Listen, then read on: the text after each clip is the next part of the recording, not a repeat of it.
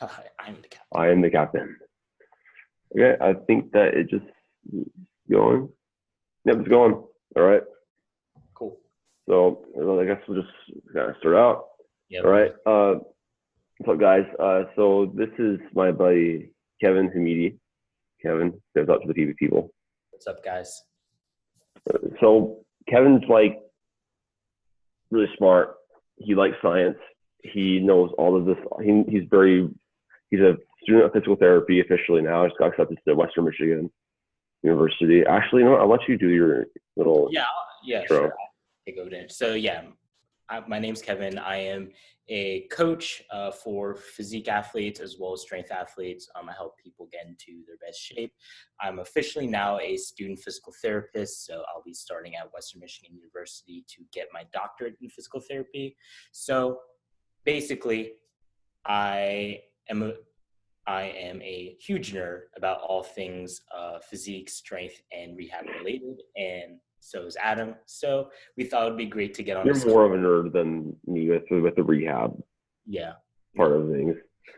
Yeah, he's had a little bit more experience in that space than me, actually quite a bit more. But yeah, and then my name is Adam. For those of you who don't know me, you're just stumbled across this video. I am a student at Brigham Young University right now. I'm maintaining my bachelor's in exercise science, and then my master's in athletic training right now. Kind of like a double major, which is kind of cool. But yeah, I'm also super into the rehab side of things. You know, what works. I like science, evidence-based things. You know, just the why behind things work, and I like lifting weights, and I help people make gains. So today we kind of wanted to talk about something that, you know, we've seen happening a lot in the fitness industry, especially just with, and that's the topic of volume with training. Like how much volume do we actually need to make progress? What is the role of volume in training? How do we modify it best to best achieve our goals? Because Kevin, I'm sure, you know, Kevin and I have talked about this extensively recently, just because there are so many people that are either doing too little or doing too much, which we're seeing the trend go towards too much volume. And we're going to talk about why that's not good, how to basically program for hypertrophy to actually see long-term results and progress. Kevin, what do you have to say about that?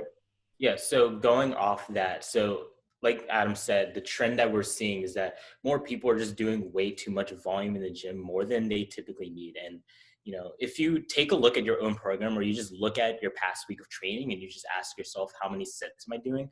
You'll probably find that you're doing what we'll say is too much. And what we'll define as too much is just diving right into this, is the concept of like volume landmarks and being able to figure out how much you're doing in a theoretical framework. So just to start off the discussion, we have what's called your maximum recoverable volume, which is, like the name implies, the most amount of volume that you can do and you can recover from. If you look at your training log, your training history, and you just looked at your past week of training, and let's say that came out to 25 sets, for example, well, what we find with the clients that we've coached and most of the individuals that we've interacted with is that the volume threshold that becomes too much for most people ends up at like a max of around 24 sets a week, maybe 26 for some genetic outliers, but like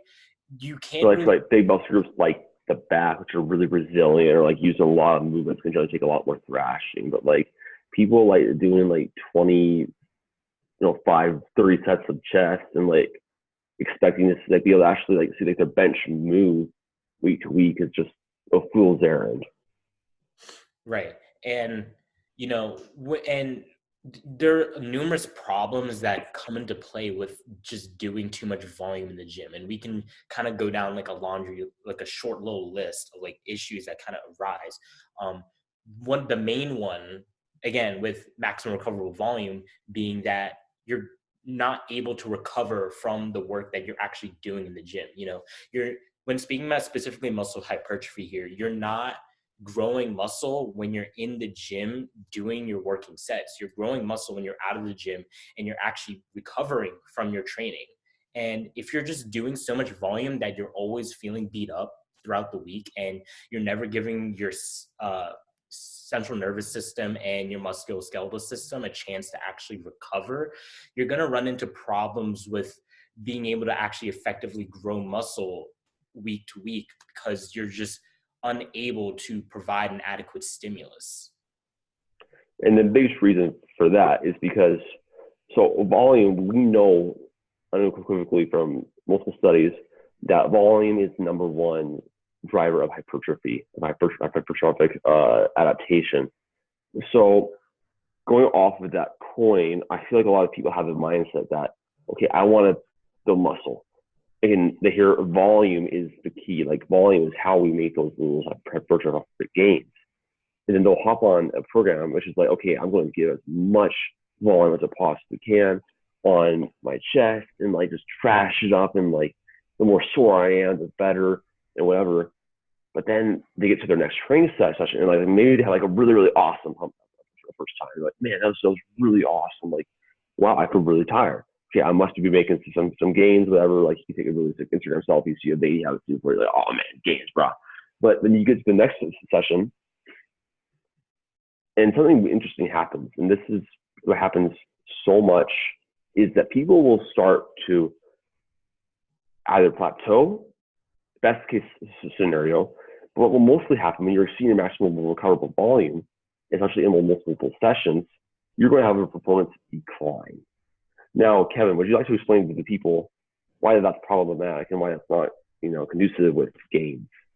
Yeah. So if you're doing so much volume to the point that your body has to react by having a sharp decline in performance, we know that along with volume, there needs to be sufficient mechanical tension applied progressively over the coming weeks to elicit some sort of desired adaptation, this adaptation being the stimulus of muscle hypertrophy.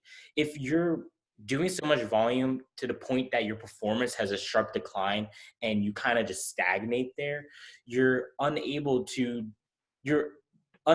provide that basic principle of overload that's needed in the long term and the proper mechanical tension that's required progressively to be able to elicit that adaptation. And you end up getting to a point where you're kind of just in no man's land and you're just doing all this volume almost for nothing because you're just unable to grow the muscle tissue that you're trying to grow.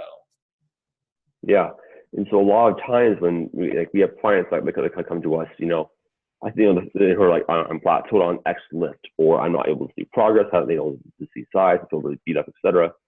First thing you always have to look at is for sleep and recovery. If you're not sleeping enough, if you're not eating, like what's your caloric, state? If you're in a isocaloric or a maintenance or a gaining phase, you're eating above, recovery is going to be, more or less okay. If you're getting 7 to 9 hours of sleep a night, okay, cool.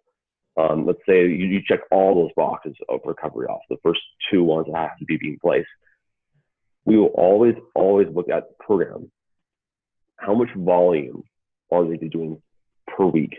What is their intensity? How many, just basically how close are they training to failure for each of those sessions? And then how's that volume periodized? Are they trying to do 2 chest days in a row, or are they doing like chest day and they're doing like their triceps one day and they have another overloading chest day, like quad periodization? And so we've already established what maximum recoverable volume is and why that's a problem if you're always training at or above that. In a nutshell, if you are going above what you can recover from, or if you are just training as much as what your body can recover from, we are not adapting. So I want to segue into, before we go into talk about maintenance volumes and minimal effective volumes and maximal adaptive volumes, is the principle of an SRA curve.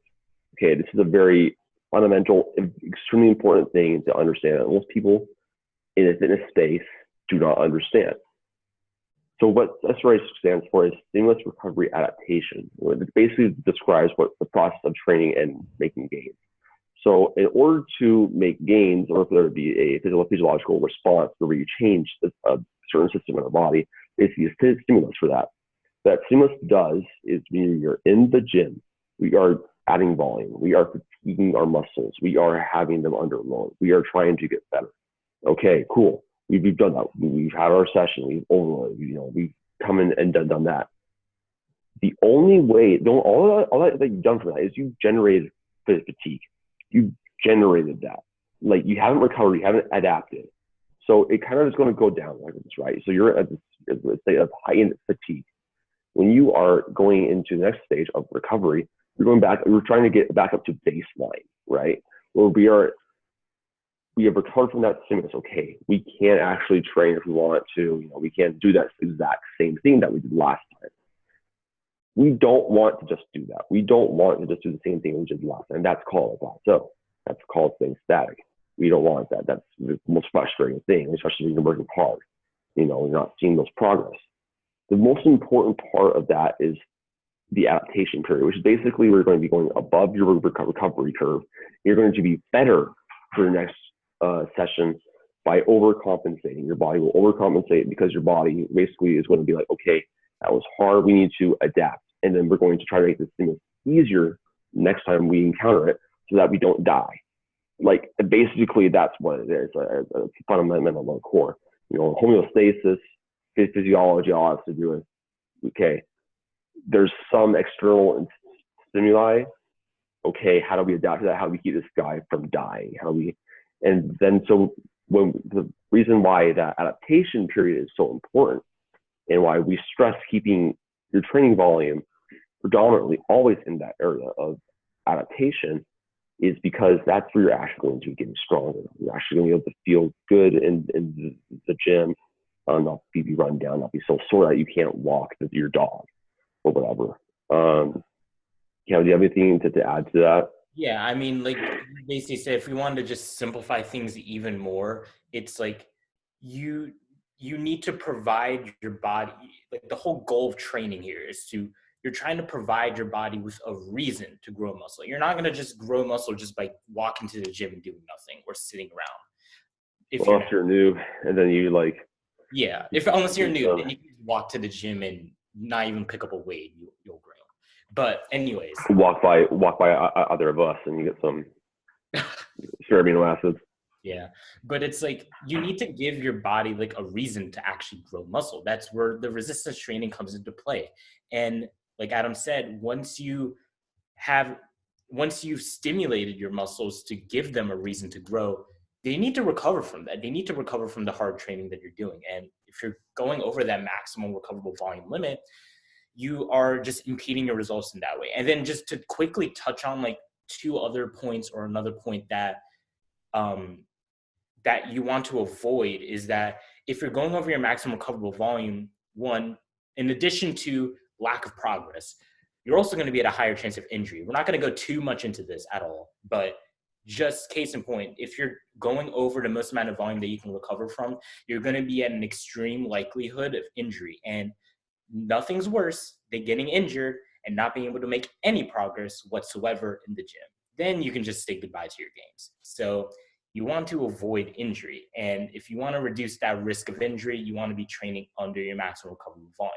And lastly, to carry on with that first point, by going over your MRV, you're also just going to be doing too much junk volume. Junk volume being volume that's just an unproductive hypertrophy stimulus. It's making you more fatigued, and is thereby impeding your ability to make progress session to session. So we've established that very.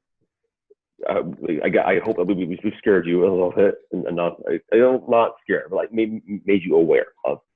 Here's the negative, the downfall. So I'm sure viewers are going to be thinking, okay, like this is all good, well and good. Like we get it. Like there's a certain amount of a stimulus we should do in order to have that recovery, that adaptation take place.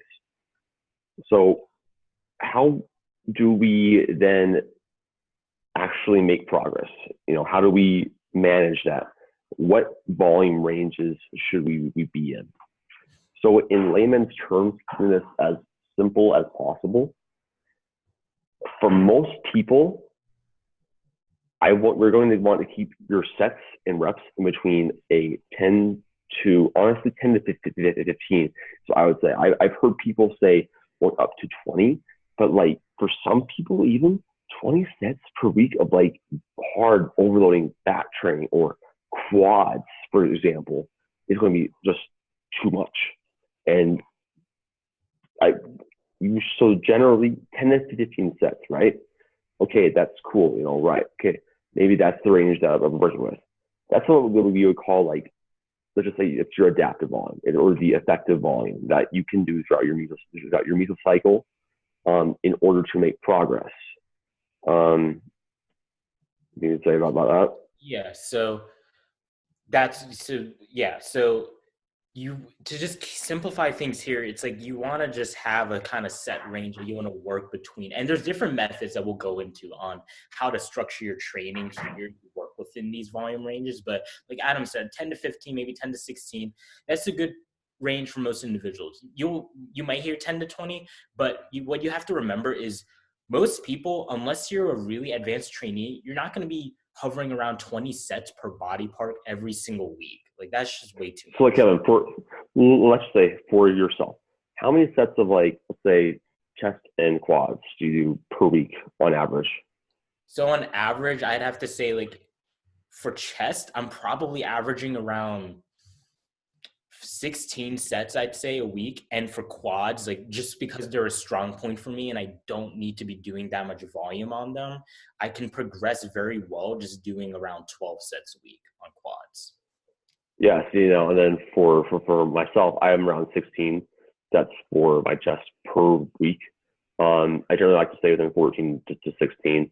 And then on legs, because I have a very, very long range of motion, I tend to kind of keep around 14-ish, just because I found that if I go much above that, I start just not feeling good. My joints start to hurt, and then it starts impacting like my deadlift and other, training that doesn't happen in a vacuum. Basically, meaning that like whatever you do, whatever fatigue you do accumulate will be systemic and inevitably. It's not just localized. It can be more fatiguing in that for a certain area, but whatever you do has a consequence to your whole body. You are causing disruption everywhere. So in terms of periodization, so let's say you're 10 to 15 sets. Actually, no, wait. Let's backtrack a little bit. So how do you determine for yourself personally, how much volume should I be doing? Right, and that was actually just that's an invaluable tool, because once you can, the biggest thing is, first off, you can only know through experimentation. Use these guidelines, but like for every person, they're going to have more volume that they're going to need for certain muscle groups that they can handle, or they're going to need for the adaptation to take place. For some people, it's going to be less. For some people, maybe they only need to do, like yourself, 12 sets of legs for quads, and they grow just fine. Whereas somebody like, let's say me, or if you're a low responder to it, you're 14 sets up to 18 sets per week. Or let's say in my case, calves, you're doing like freaking 20 sets a week. It's like those things, they're stupid. But the big, like, how do we determine this? Yeah, so what I recommend most individuals do, so you want to find, to determine your volume range to work within, you want to first find what we can term as your minimum effective volume. So that's that low end of that adaptive range. That's the least that you can do, and you can still make progress in the gym. And for most people, that's going to be around 8 to 10 sets. Yeah. And you hear these guidelines, okay, 8 to 10 sets. So what we would recommend is go into the gym, structure your training. So week 1, you're doing, let's say, 8 or 9 sets, and you just pick that on your body parts. And then you go into the gym, you do those 8 sets for that week. And then you ask yourself after the training week, again, soreness is not a complete indicator of muscle growth, but it can be somewhat of an indicator of. It can show how much metabolite you built up in the muscle. Yeah. So you want to ask yourself, did I feel just a bit, do I feel a little sore, like slight soreness? Did I get a slight pump? Was I able to recover well? this week? And then when the next week comes and you train again, was I able to progress on those movements this next week? If each of those boxes are checked, great. You've kind of found roughly where your minimum effective volume is for said body part, whatever that may be. Once you do that, you need to find your maximum recoverable volume, or I guess we'll say the high end of your maximum adaptive volume. So right around that recoverable volume threshold. And to find this, it's going to be pretty simple. Now that you've figured out your minimum volume, you can kind of just tier in the sets and titrate them in as the weeks go by. So let's say week 1, you did 8 sets. Week 2, you bump that up 2 sets to 10.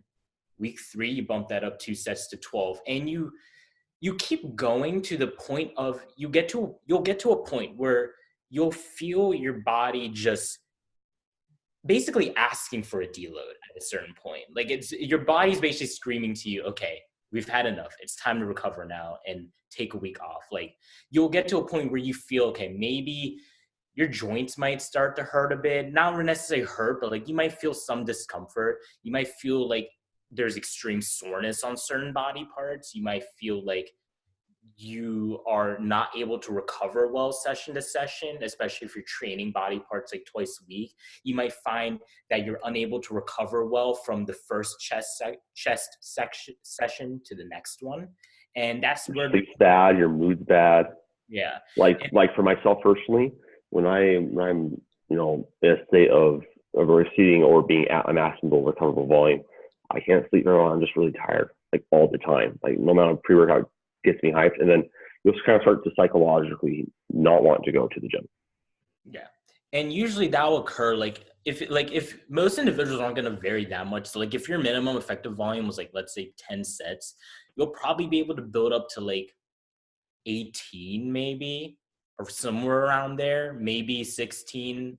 And then that's where you kind of figure out, okay, this is kind of my end range. Like I can't really, if I go above this, bad things are going to happen. So that's kind of where you call it, take your deload. And then now for this next mesocycle, okay, this is the volume range I'm going to work within. And then you also have to remember too that each body part is going to respond slightly differently to different volumes. So some larger body parts like your chest or your legs or your back are going to be able to take much more volume. You're going to be able to, your maximum recoverable volume on like your legs or back are going to be way more than what they would be, your triceps or your shoulders or even your chest. Your chest will not be as high as your back or your legs, for example. Shoulders can handle a lot, lateral and rear delt. But yeah, generally your larger body parts are going to be able to take a greater workload for the most part. This is going to really depend on the individual. Like I know for myself anecdotally, like my hamstrings, for example, cannot take that much volume. Like even though, sure, they're a larger body part, they still can't handle that much. And my volume range is very low compared to, say, my chest or any other body part. And a lot of that is just going to, people might be like, hey, well, why is that? Genetics. That's literally it. So in terms of periodization, Kevin kind of started touching on this. So you kind of want to slowly titrate up to, from your minimum effective volume to where you're going, to the top end of your maximum adaptive volume. So let's use, myself as an example. I pretty much know that my maximum adaptive volume for back is 22 sets per week. If I go above that, I'm in trouble. I'd like to start around like 14-ish is about my minimum effective volume. So what I'll do basically is I like to do like 5 to 6 week mesocycles for myself. So I'll do week 1, 14 sets of back, 16 sets of 14, 16, 18, 20, 22. Okay, so that's like my MRV. So we want to have what's called a functional overreaching week, because as you have training built up and whatever, you're going to be generating more and more and more fatigue by design. A good training program should be overloaded and should be more fatiguing as weeks go on. or else you're probably not really doing much in the gym. Like you're probably just, you know, talking with your friends and, you know, looking at girls on the elliptical. So for that week right before your deload, we want to functionally overreach. Can you define what functional overreaching is? Yeah, so functional overreaching, if we want to just completely simplify here, it's basically you're getting to the point where you're overreaching your body's capability to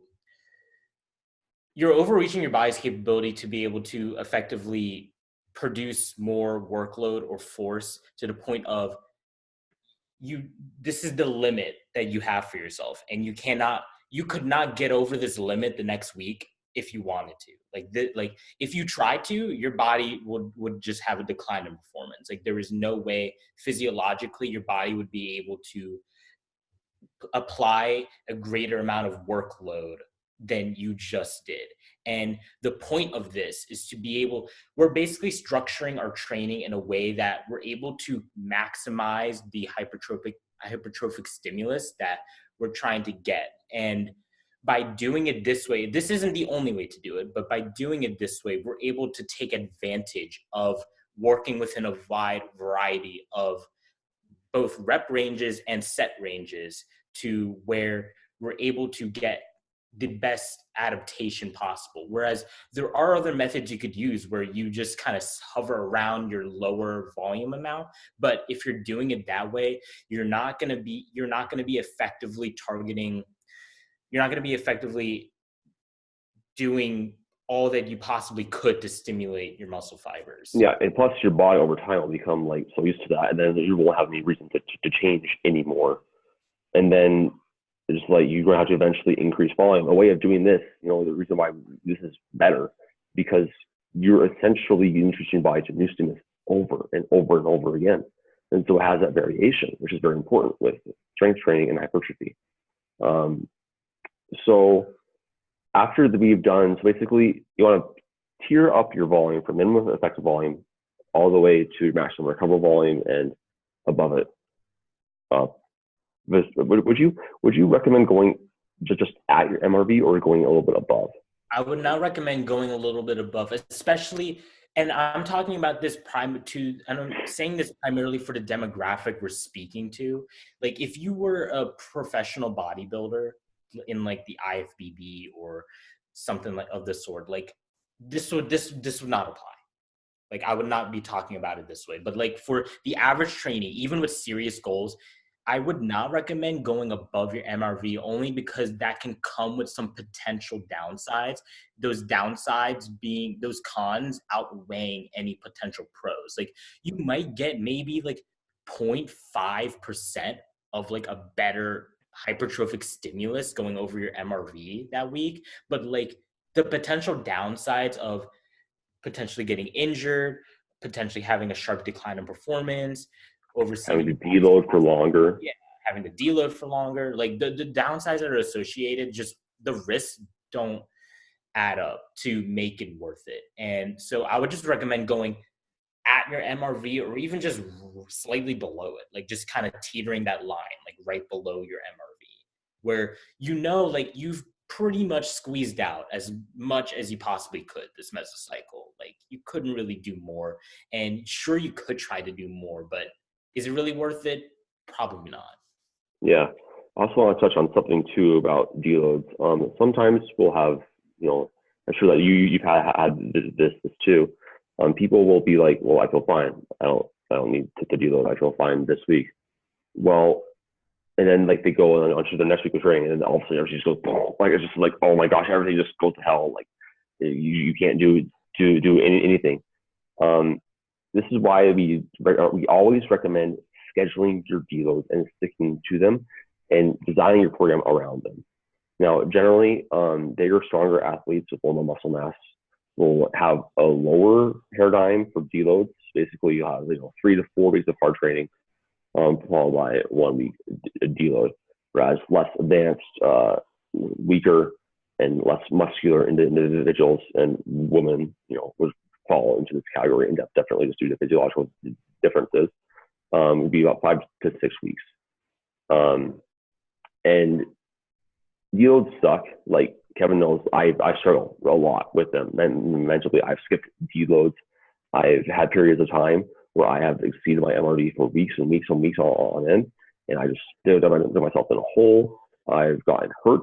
And actually, I hurt my pectoral tendon back in November. I've actually never talked about this publicly to anybody but Kevin and my brother, but I actually hurt my pectoral tendon. I exceeded my chest maximal recoverable volume. I was doing 22 sets per week consistently, and I didn't deload, and so I saw a steep performance decline in my body, forced me in the form of injury to take time off.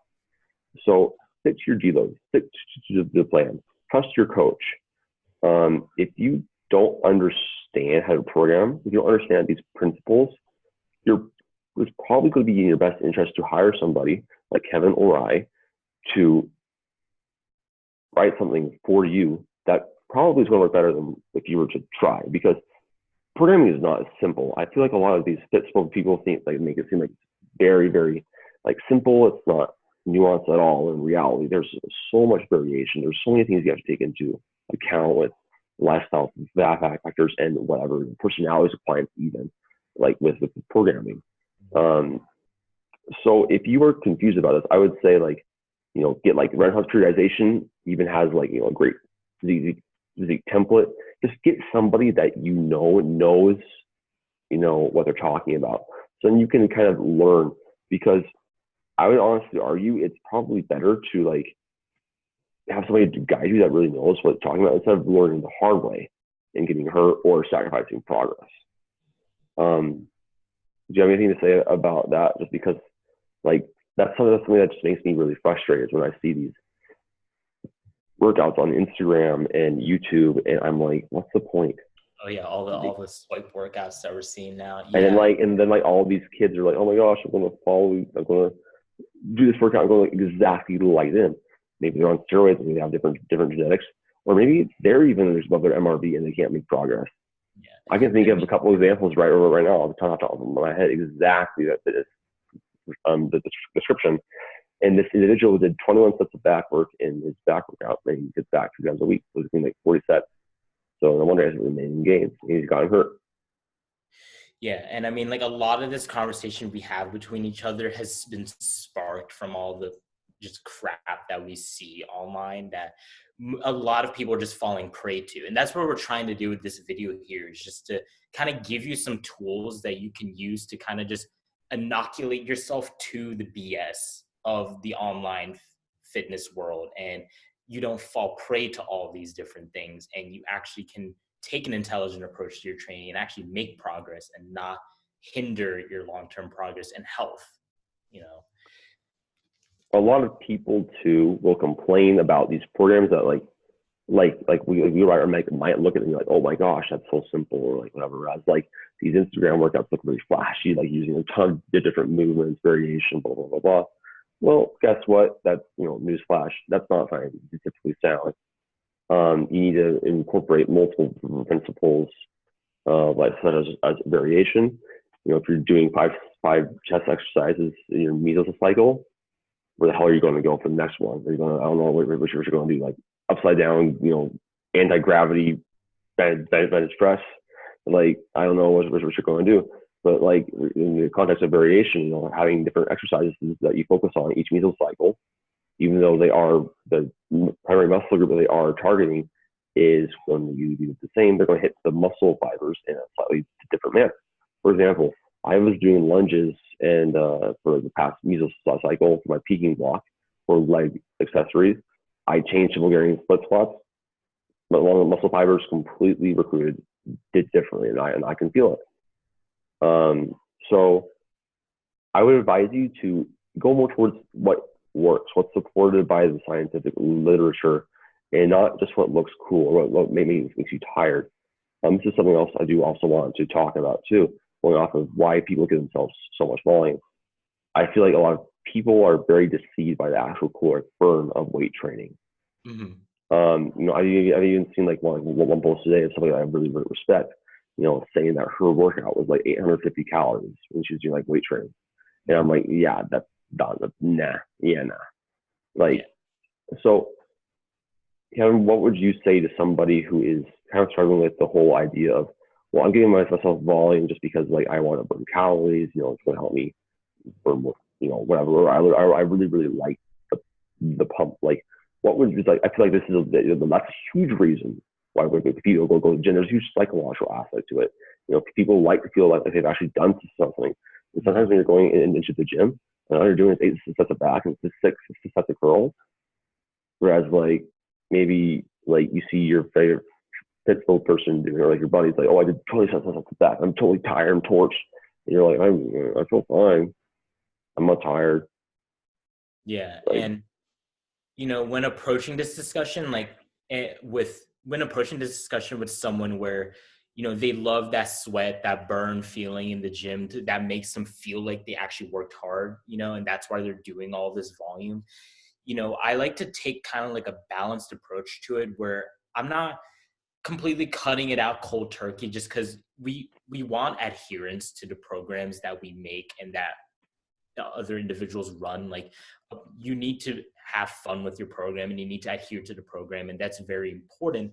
But it's also important to look at the literature when it comes to this. And if you're doing it purely for the caloric burn, we have evidence to the contrary now to show that, you know, the caloric burn in like an average hard intense weight training session that most individuals would do, like around 10 to 15 sets, is like 150 calories at best. It's like, you know, that's an average calorie burn of 10 calories per set. Yeah, it's not much at all. Like if you take like if you did the calculations and you did just like a heavy set of 8 on deadlifts, like it would come out, if you ran the math with it, theoretically, it would come out to like 1 calorie burn per like heavy, like RPE 7 up rep of like deadlifts. Like it's just not worth it to do it for the caloric burn. So if your only reason for doing all this volume was just to kind of stay lean and kind of get the caloric burn going, I would advise you to either, if you don't want to completely cut it out cold turkey, either switch some of your training to be more Metcon style, or just some sort of superset. Yeah, some sort of supersets to still get that feeling in, but still work within your volume ranges. Like even just doing stuff like barbell complexes where it's going to be more towards cardio, more towards aerobic work, but you're still going to be able to lift weights in a manner that makes you feel all sweaty and everything, but is not going to impede your recovery as much. And eventually tier that down to, okay, we're just resistance training for the primary goal of either building strength, building muscle, and nothing more than that. And if you want the caloric burn, I would advise you to either add in additional cardio that you enjoy or go for a nice long walk with someone or your pet. That's going to burn more calories than just adding more weight training in. Mm-hmm. Yeah, I know. So something I personally do is, you know, I do kind of, you know, I like to feel a little bit tired, like I did something. I'll just walk on the treadmill until I'm tired. And I'm like, okay, I'm done. But like, on all honesty, I think the best thing to do, Kevin, is just having more active lifestyle outside of the gym. There's like a lot of people, you know, in our urban society where it's desk jobs and whatever, you know, that's how people make money. Desk bound, you know, I'm not getting much activity, a lot of pent up energy. And, you know, that's one of the biggest reasons I'm like, okay, I want to burn more calories so I can eat more food and not, you know, burn that fat. You know, a very simple thing to do is let's try to think of ways we can increase our online exercise activity thermogenesis. Instead of taking the elevator, take the stairs. Instead of parking in the closest parking spot possible, park away intentionally. Walk a little bit more. That might sound stupid, but guess what? That's probably about the same amount of the differences that you're doing with, you know, the extra 2 set of bench press. Even things as simple as like, you know, if you're working at home or if you're able to get a standing desk, just stand while you work. That's actually going to burn more calories. And even like ingraining little habits into your day where maybe you start each day with like a 10 to 20 minute or maybe even 30-minute walk in the morning, or you intersperse your work breaks with a 10-minute walk and you do accumulate that throughout the day. That's going to add to a lot over the course of the entire day and then over the course of the entire week. And as much as 1,000 calories per day. Yeah. Exactly. I mean, look at yourself and how much you move and walk between places. Yeah, I get like 15,000 steps a day, pretty much every single day. I I stand a lot. I jitter, like I move all the time. Like except when I'm in the cut, I'm like I don't want to do. I'm like I don't want to do anything. It's bedtime yet. Caffeine. But yeah, like I jitter around a lot. That's why I can eat more, even though like somebody else who might have my supposed stats on paper, just have my lifestyle, they have my genetics, they can maintain their body weight on 2,500 calories. Mm-hmm. But guess what? If I didn't move that much, I was probably doing like 1,000 to 5,000 steps. I'd probably be more around there too. But unfortunately for myself, it's like I'd move around enough that 3,000 calories is a deficit for me. Mm-hmm. Just straight up. So keep the goal in mind. Weight training should be done with the intent of building muscle, getting stronger, and really nothing more. Like the caloric burn is just an added benefit. That shouldn't be your big thing. And plus, who cares about if you're burning, an extra 10 calories when you're not benching, progressively, you're not making gains. Like that's not a good thing. Mm-hmm. So I think that we've kind of had a pretty good broad little general perspective of training and like how to set it up. Mm-hmm. Is there anything that you would add the to only this discussion? Yeah, so one topic that I think we could do like a quick snippet of is like going along with making a quick circle here with like the whole volume thing. We also need to worry about intensity, and this is something that with clients that we've worked with and most people that we know, it's something that is very hard to just get a grasp of and just control, because I get it. And most people want to feel like they're working hard in the gym and that they're pushing themselves and that they're going to their limit. But you can't be doing that. Yeah, you can't be doing that day in and day out. And real briefly, we can classify your intensity by looking at something called the RPE scale, your rate of perceived exertion. If you're a client of either of ours watching this, you already know what this is. But if not, you can Google this and you'll find a million images of this. But it's specifically just a scale from 0 to 10 with how many reps you have left in the tank, essentially. And it's just a way to classify your effort. So if you want to go into this in a little more detail. Yeah, sure. So basically, for adaptations to take place, and what we want to be is we want to be within 4 reps in reserve, or RPE 6 to 10, for an actual meaningful adaptation to take place. Anything below that is basically not going to do anything except prime your nervous system and maybe you get some blood flow going. So for most of our clients and for ourselves too, we're going to be training in that 7 to 8 rep RPE range. We're going to have 2 to 3 reps left in the tank, with maybe like the exception of having a heavy top set at RPE 9. Very, very, very rarely will be training at RPE 10. The big reason why, it's also important because intensity is an accumulator of fatigue as well. The reason being is because the volume equation is, sets times reps times time for muscle, like basically overall volume that you're doing a certain amount of time. If you are constantly training at an RPE of 10, your volume is going to be even higher. The localized effect of your the being on your nervous system and on your muscular system and your body's ability to recover is going to be much, much, much less than it could be. And then we're going to run into another issue of it's going to be harder on your joints and your ligaments, which is going to lead to increased chance of injury.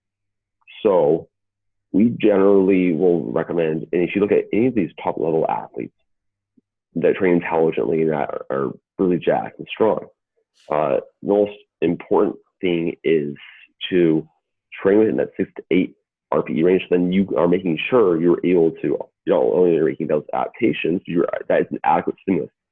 That is an adequate stimulus. RPE 8 is still like decently challenging. It's not like too hard. But it's not RPE challenge. You're really dying, and you're like, oh, I can't. And it's like, is it as like if we want to really major into minors here, is it as effective of a stimulus as RPE 10, which is failure for those who don't know? No, it's not. But it's close enough where we can then, what we can do at an RPE 7 or 8 or even 6 is productively add volume here. Whereas with an RPE 10, while it is more effective of a stimulus because it's right to failure, we can't add volume here as effectively as we can in these lower RPEs, which is why these RPE 6 to 8 is much more effective to drive volume and drive progress than if we were to focus up here at 9 and 10 and just always training the failure. Yeah, exactly. And like it just doesn't feel good too. Like having to clear yourself every single set. Yeah, there's a big psychological aspect of having to get yourself psyched up for every single set. Like, oh man, this is really hard. Last set, I don't know if I can get it. And like you will inevitably start failing reps, which will mean that you will actually lose volume by training that way.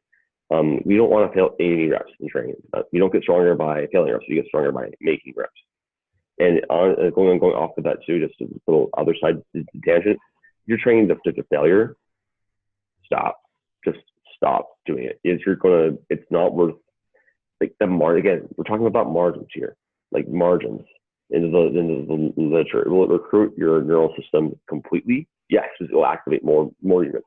Will it recruit your muscular system more? Yes, you're recruiting more muscle fibers. However, the trade-off that you're giving for like this much more possible hypertrophy is not worth it, especially when it will inevitably stall your progress. And anybody knows this after an RPE 10 deadlift or RPE 10 squat. The other days are harder. Your subsequent squat day is harder to overload on. So trying to train, as hard as possible all the time. Like smart training is hard training, but hard training is also smart training.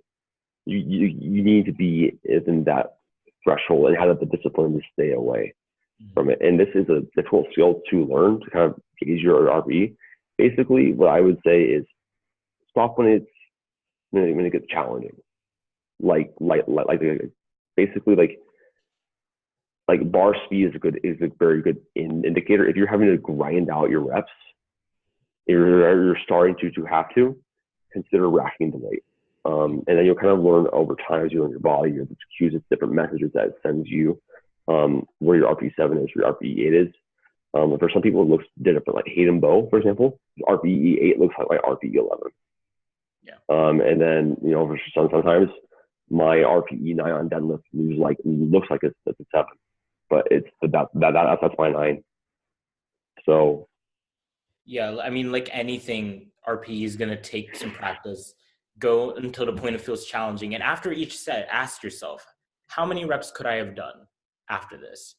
Could I have done 3, 2, maybe 1? And just practice asking yourself that after each set. And over time, you'll see, and it won't take much time. It'll take you like maybe 2 to 3 weeks, maybe 4 weeks to finally get an accurate gauge of, okay, I kind of know when that point is where I can only do 2 more reps. And that's when I know to rack it. And yeah, for example, like one of my keys on bench press, because the triceps are weak, my bench press.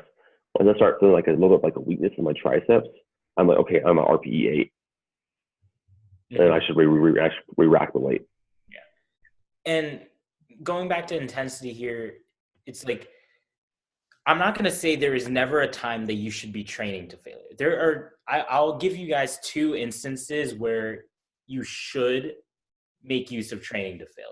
One being you're in a period of time in your life where you're not able to make it to the gym as often, and you want to still maintain the hypertrophy and the muscle gains that you have. You essentially cannot get in the prescribed volume at a lower RPE. Yeah, at that point, it makes more sense to train to failure on most of your sets just to really maximize the amount of muscle fiber recruitment that you're having on each of your sets. Second instance is, again, cycling back to our whole conversation on volume periodization in the context of a functional overreaching week. If we want to periodize our intensity to have periods of training to failure, like we talked about periodizing volume, where we're going from, let's say, 10 to 12 to 14, 16, 18 deload, and we're just adding 2 sets a week, for example. We can also do the same thing with intensity and periodize that with the volume, where we're doing, say, RPE 6 week 1, 7 week 2, 8 week 3, 9 week 4, 10 week 5, and then deload there, where that RPE 10 week is that functional overreaching week, where it makes sense to just have that brief period of training to failure to maximize everything. If you are and you're going to use that strategy, though, you should definitely, I would just stay in your NAD, your maximum adaptive volume. I wouldn't go up to MRV or anywhere near that. I would actually probably stay more on the medium to low end of MAD personally. For sure, yeah. But I think that's basically it. Hypertrophy. Yeah. So Kevin and I will probably start doing more videos like this if there's a good response.